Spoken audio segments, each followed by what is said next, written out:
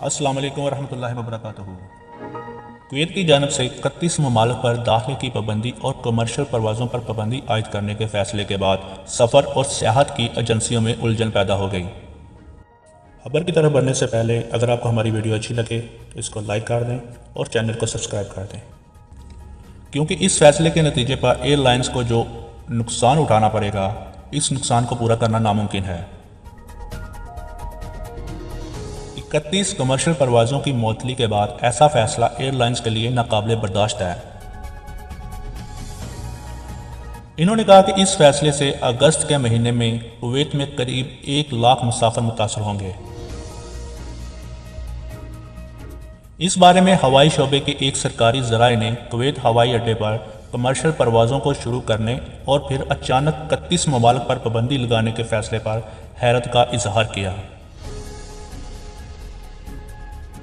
इन्होंने कहा कि इन्हें यकीन है कि कुछ अफराद हैं जो मार्केट को कमज़ोर करना चाहते हैं, जिनमें एयरलाइंस, ट्रैवल एजेंसियां, सॉफ्टवेयर कंपनियां और एयरपोर्ट ऑपरेटर शामिल हैं, जो लोगों की ज़रूरत और परेशानियों को नज़रअंदाज करके अपना मकसद पूरा करना चाहते हैं। इस मामले पर ज़राए ने खबरदार किया है कि ऐसे फैसलों की वजह से मुआशरा और कारोबार में बहुत बड़ा नुकसान और बुरे असरात मुरातब हो सकते हैं।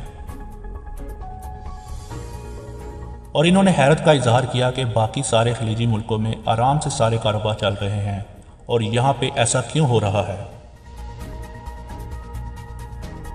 इस फैसले की वजह से बैरून मुल्क मुक़ीम तारकीन वतन को मुस्तकबिल में कुवैत वापस आने का मौका ज़ाया होने के खौफ से मसनू करने या अपने सफ़र के फैसले पर दोबारा गौर करने पर मजबूर किया गया है। इन्होंने कहा कि इस फैसले के बाद ऐसे मनाजर कभी देखने को सामने नहीं आए, ना ही तारीख में मिलते हैं कि कुवैत के लिए रवाना होने वाला त्यारा मुसाफिरों समेत फैसला आने के बाद आधे रास्ते पर वापस पलट गया।